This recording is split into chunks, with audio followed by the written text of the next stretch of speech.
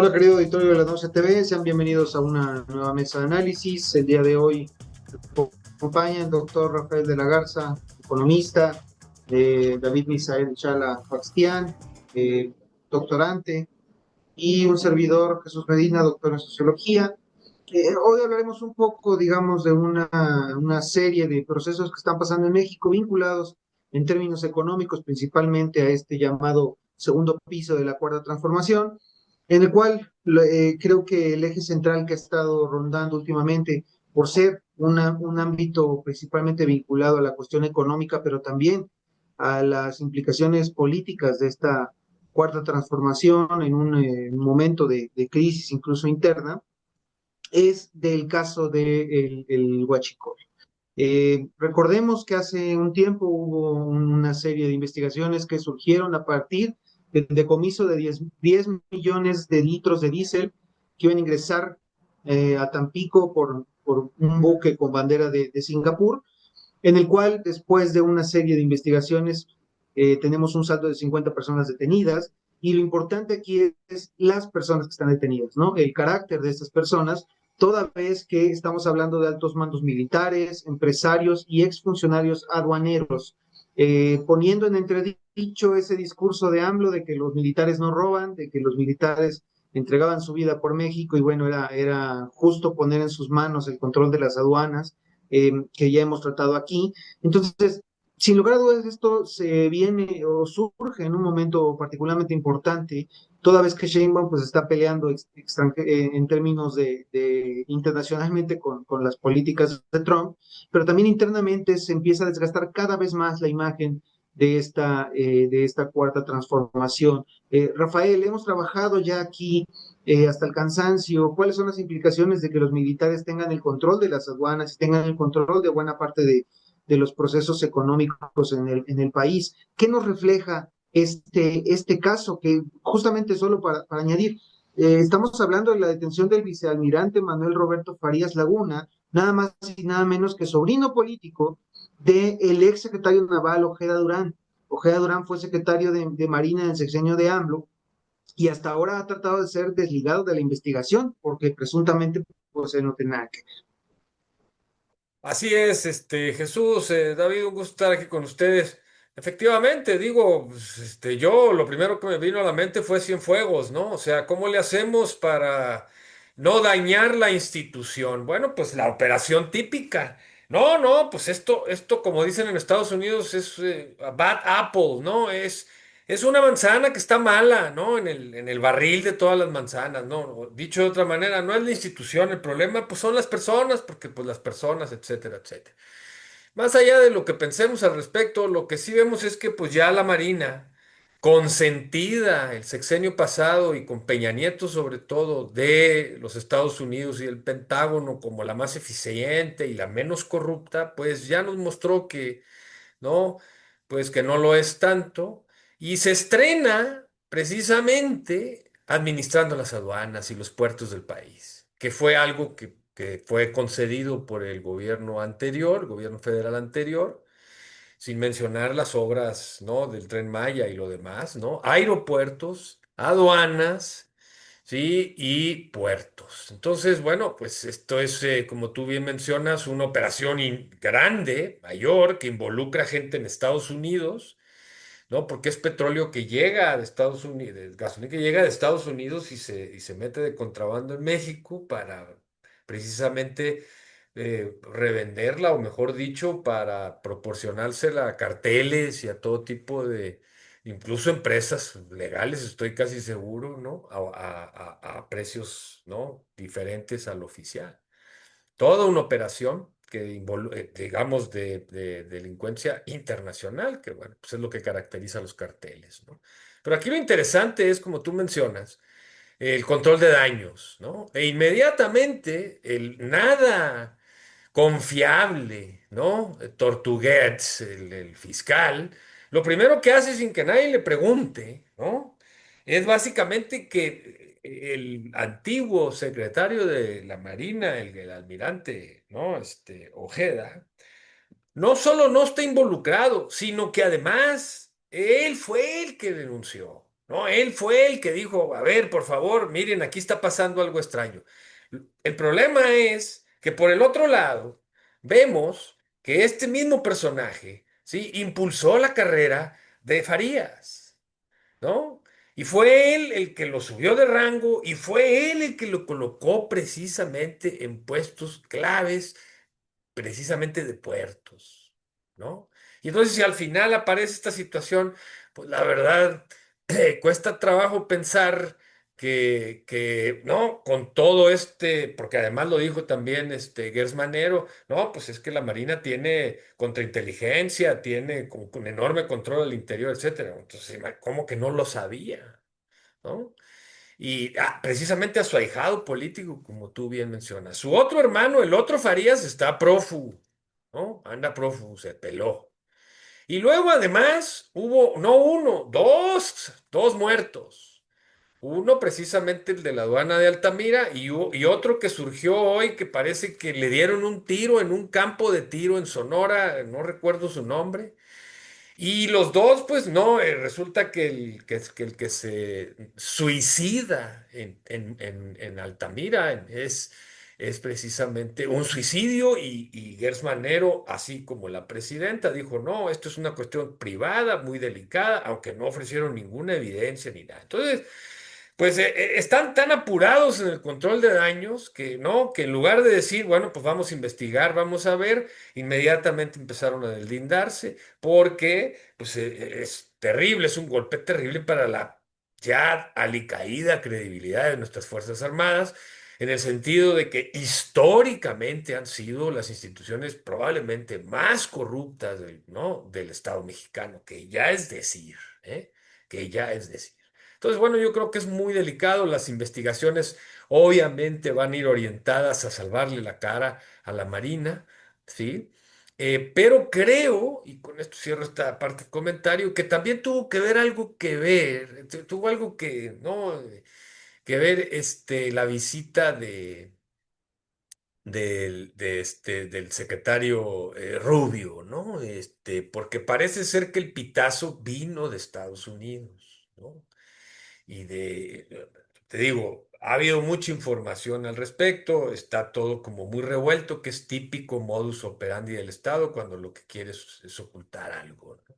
Entonces creo que es una situación muy delicada en un contexto precisamente en el que hay una serie de temas que están llamando la atención, uno de los cuales es precisamente el presupuesto al que nos referiremos en la siguiente parte, ¿no? Pero bueno, pues yo creo que aquí, eh, en conclusión, lo que vemos es lo que aquí comentamos, ¿no? Demasiado poder a las Fuerzas Armadas, demasiados recursos, ¿sí? Protección, desde el caso Cienfuegos, que fue evidente, pues puede tener consecuencias y bueno, pues creo que en esta semana ya vimos, ¿no?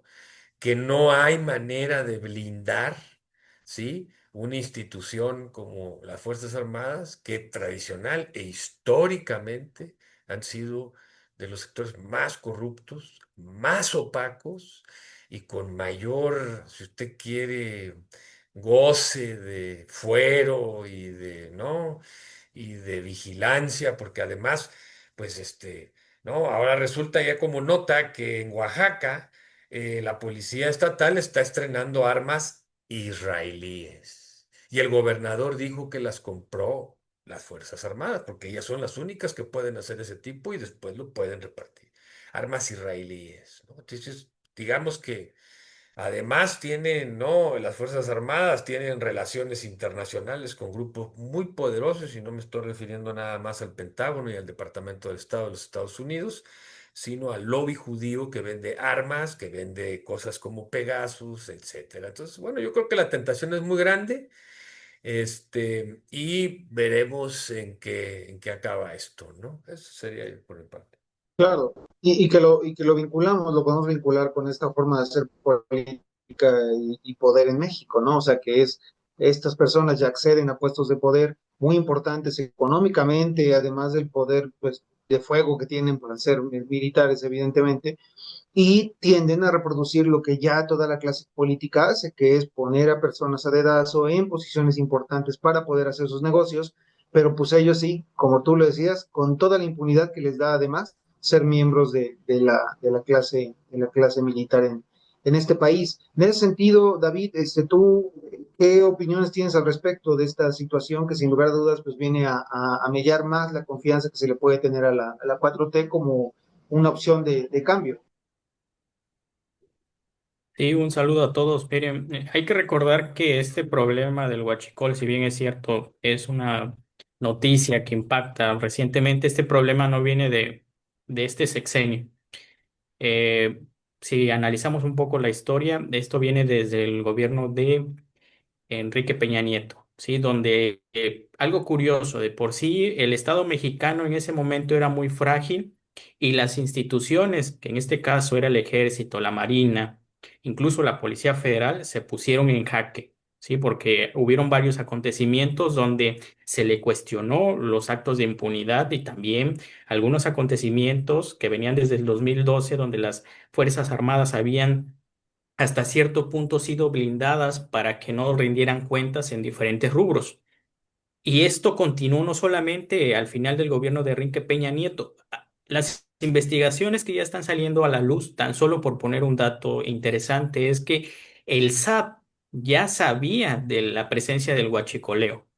Durante por lo menos el 2019 al 2024 se menciona que se generaron 4.000 millones de dólares por esta práctica. O sea, no es algo que no se supiera en el escenario. Incluso en muchas de estas empresas y empresarios que se han mencionado, incluso militares, pues obviamente construyeron una compleja operación donde se ha mencionado la clonación de permisos de importación, formas de introducir mayores números de volumen de diferentes derivados a través de la gasolina y sobre todo el de eludir el pago de impuestos que se tenía, que ahora ya se le conoce como el huachicol fiscal.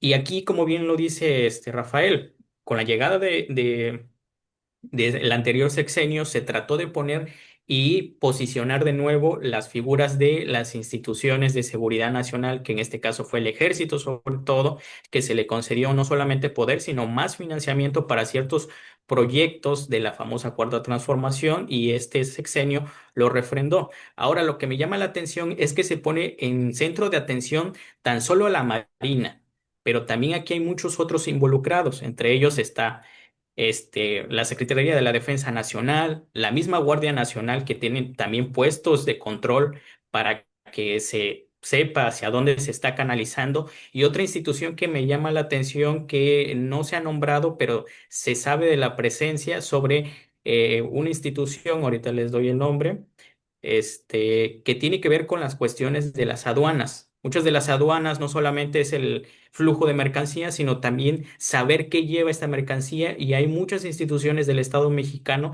que ahora se están poniendo en jaque de una práctica que no es tan reciente, sino que ya tiene varios años. Esta institución también es la Agencia Nacional de Aduanas de México, que también en algunos momentos tuvo la entrada de las instituciones militares.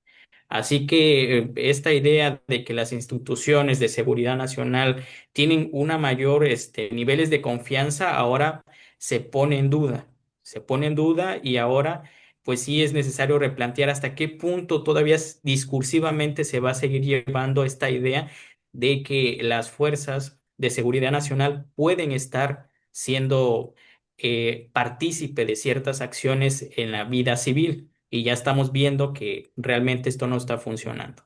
No, sí, perdón que interrumpa, pero esto es una operación enorme, man. O sea, que involucra, insisto, dos países, que involucra aduanas en el norte del país, ¿no? Y luego puertos. Entonces, te están hablando de no sé cuántas detenciones. O sea, es un chorro de gente que, como bien decías, involucra civiles, involucra servidores públicos, civiles, involucra Fuerzas Armadas, en particular la Marina, pero sabemos que el ejército pues controla las fronteras territoriales, ¿no? Las que están hacia Estados Unidos, que no están en los puertos. Entonces, No, esto es una operación enorme, mayor, que ya tenía tiempo desenvolviéndose y que maneja mucho dinero y que además involucra al narcotráfico, a la delincuencia organizada. Perdón, no se confunda la delincuencia organizada, el narcotráfico por la delincuencia organizada desde el Estado, porque pues aquí lo que vemos son instituciones del Estado, varias instituciones del Estado interviniendo en esta situación. Entonces es una Y, cuestión muy y, compleja. y aparte instituciones que han sido, como lo hemos dicho aquí hasta el cansancio, las más consentidas por esta nueva administración. Bueno, lo han sido históricamente en México, por supuesto, pero esta administración no cambió esa narrativa, solamente No. y justo para entrar. Sí, sí, adelante, Roberto. No, y perdón, se me olvidó una. Pemex también está involucrado aquí, pues si se roban las pipas, en fin, y meten la gasolina como aditivo, entonces todo el mundo se hace la vista gorda, el que se suicidó pues recibía dinero, ya lo han confesado varios empresarios, entonces pues, es una mega operación, ¿no? Que insisto. Yo creo que hubo presión extranjera, particularmente de Estados Unidos, para que esto saliera. ¿Por qué? Porque si empiezan a investigar, quién sabe hasta dónde tope, ¿no? Y bueno, pues, insisto, no sabemos, vamos a ver, ¿no? Démosle el beneficio de la duda a Tortugués, ¿sabes?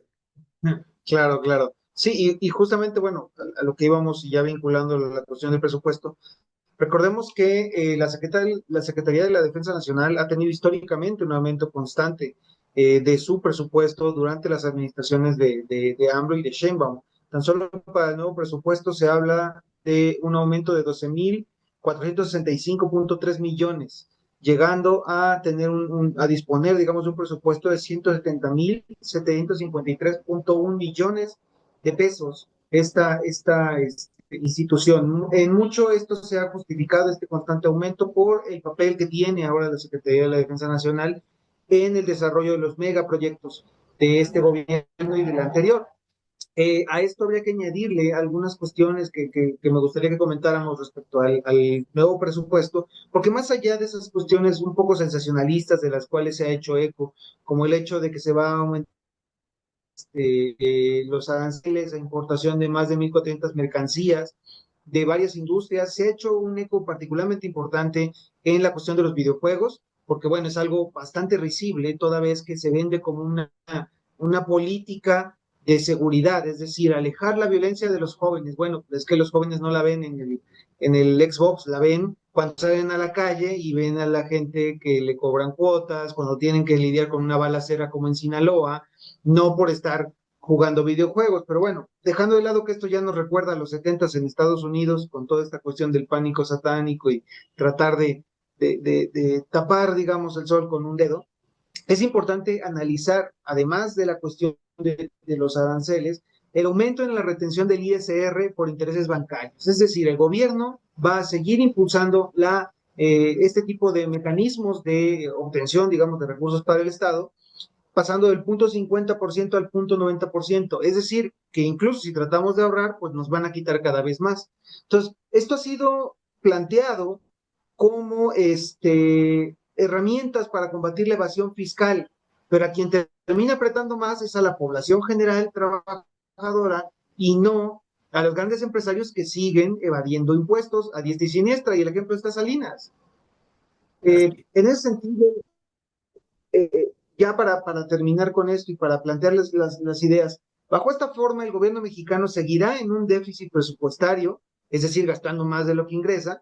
Cabe recordar que en el periodo de AMLO se acumuló un déficit de 5,7% del PIB para completar los megaproyectos, que no se han completado muchos de ellos, y las políticas asistencialistas. ¿Por qué? Porque, bueno, creo que ninguno de nosotros pueda estar en contra de que a las personas de la tercera edad se les dé un apoyo o a los estudiantes. El punto es que ahora se da un nuevo aumento en ese presupuesto, llegando a los 987,000 millones de pesos, y por otro lado no se da ningún incentivo al desarrollo económico real.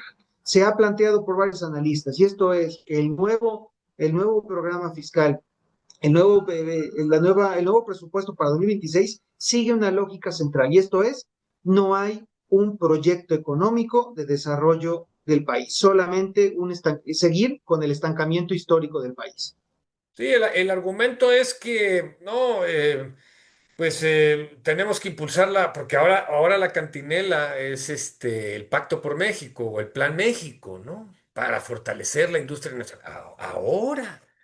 Imagínense, 40 años después, y por el otro lado, se sigue insistiendo y se sigue poniendo todo el peso en renovar un tratado de libre comercio que va en contra precisamente del fomento a la industria ¿no? y al desarrollo económico de este país de manera autónoma. Entonces es una contradicción enorme, ¿no? Y bueno. em, el aumento será de un 5,9% en términos reales, de acuerdo con la nota de la jornada del día de hoy, que se explica por el aumento sobre todo a energía, bienestar, o sea, todo lo que tiene que ver con los programas sociales, que como sabemos tienen como objetivo, no van a sacar a la gente de la pobreza, pero van a generar muchos votos para Morena. No estamos diciendo que Morena inventó el chiste, ¿no? Pero de que lo aprovecha, lo aprovecha. Educación y defensa, ¿sí? Y el más afectado es un recorte de 10,311 millones en seguridad, es decir, una merma de 17,5. Este es el primer párrafo de la nota, que hay que decir que la jornada pues es casi, casi como el órgano oficial de información del gobierno federal. Digo, más para decirle, pues, no vaya usted a pensar, ¿no? Tuvo tiempos mejores, pues sí, pero esos ya pasaron.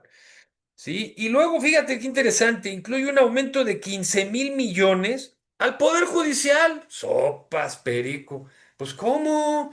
Pues no que iba a ser menos. Pues no que ahora sí. Y ya dijeron los de la Suprema Corte que, pues que van a ganar ahora sí menos que el presidente y para allá y para acá. Pero le están tumpando un 15 punto, o sea, le están aumentando un 15,6 que se justifica, porque claro, siempre hay una justificación y pone la nota entre comillas, previsiones para garantizar el nuevo modelo de justicia y por los ajustes en la nueva integración de la Suprema Corte de Justicia de la Nación. Ah, chirrión, ¿y ahora? No, yo así me quedé con cara de Juan. Ahora, recordemos que esta es la propuesta. Ya saben que luego le meten tijera y se hacen todos los ajustes pero como tú bien dices, hay una tendencia muy clara, ¿no? A fortalecer un sector en detrimento del otro.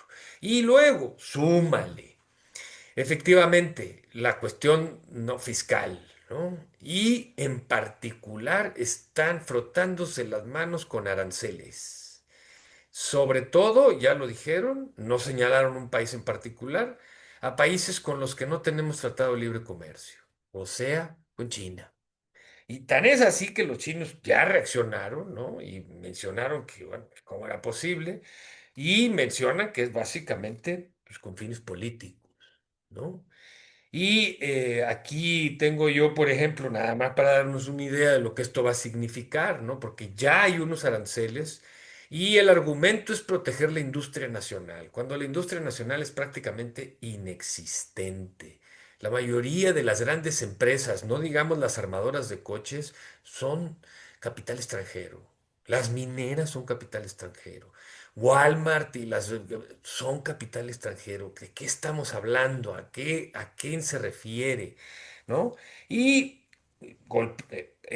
para nosotros, para China, México es el segundo socio comercial en América Latina, el segundo. Y para nosotros, China es el tercer lugar a donde exportamos. Pero no olvidemos que prácticamente arriba de un 70% lo exportamos a Estados Unidos. Entonces, 2 más 2 son 4.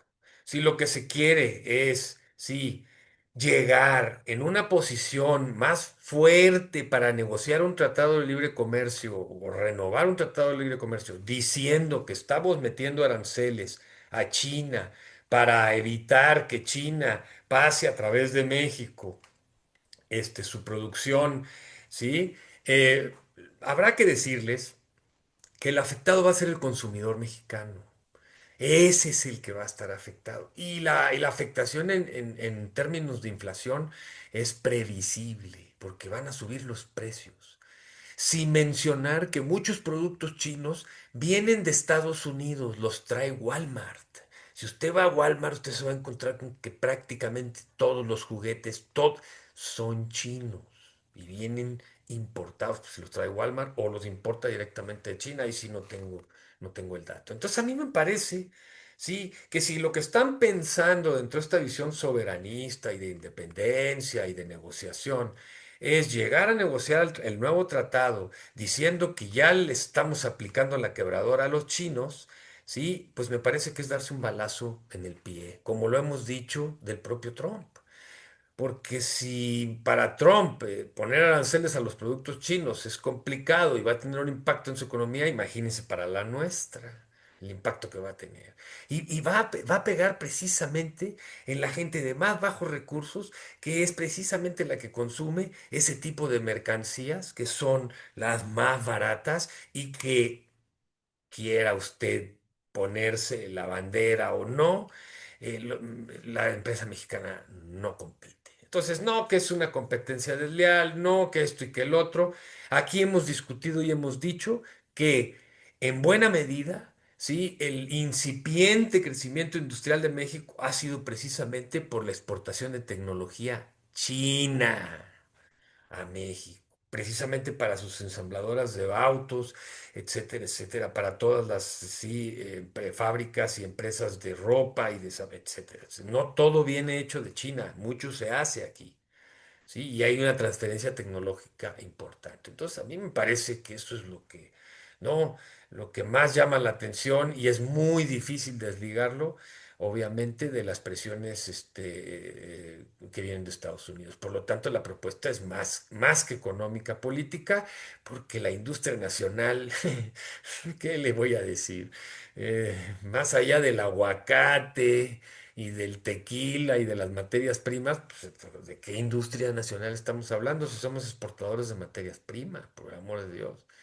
O vamos a volver a los tiempos en que se protegía, ¿sí? a la industria nacional a costa de comprarles a los empresarios nacionales peores productos a mayores precios, porque ese es el problema, ¿no? Bueno, ahí muere. Exacto. Sí, sin lugar a dudas, un entorno nada alentador para la economía mexicana, toda vez que pues seguimos arrastrando esta dependencia de la economía norteamericana y no se ve ni siquiera intenciones de salir de ello, ¿no? Con este gobierno presuntamente soberano. David, ¿qué entorno ves tú, digamos, con este presupuesto para el 2026, a merced, claro, de los cambios que pueda tener en las cámaras?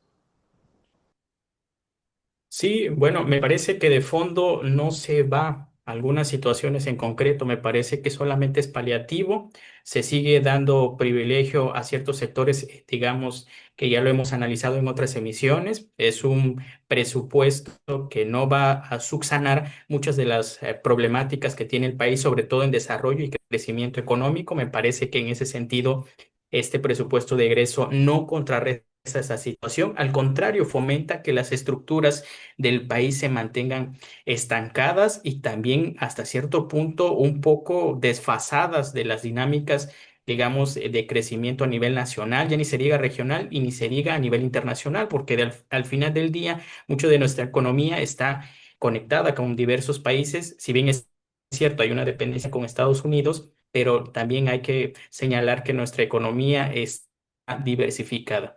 Y este proyecto que se mandó, pues nos demuestra también cómo hasta cierto punto se ha vendido este nuevo gobierno, el anterior, esta idea de que este presupuesto entra dentro del rubro del humanismo mexicano. Ya desde el momento que dicen el humanismo mexicano, pues ya nos está diciendo de fondo hacia dónde va a estar orientado este proyecto, ¿no? Que no va a generar lo que ellos discursivamente dicen, igualdad, crecimiento en ciertos sectores o fomentar el desarrollo para ciertos rubros como salud, educación, vivienda, entre otros que ya se ha mencionado. Y me parece que el panorama para el próximo año no es muy alentador. Algunas proyecciones es el aumento de la inflación, no va a haber mucha recaudación de impuestos, entre otros panoramas que hay que estar preparados y que de alguna otra forma, pues no va a haber una mejoría en la realidad nacional.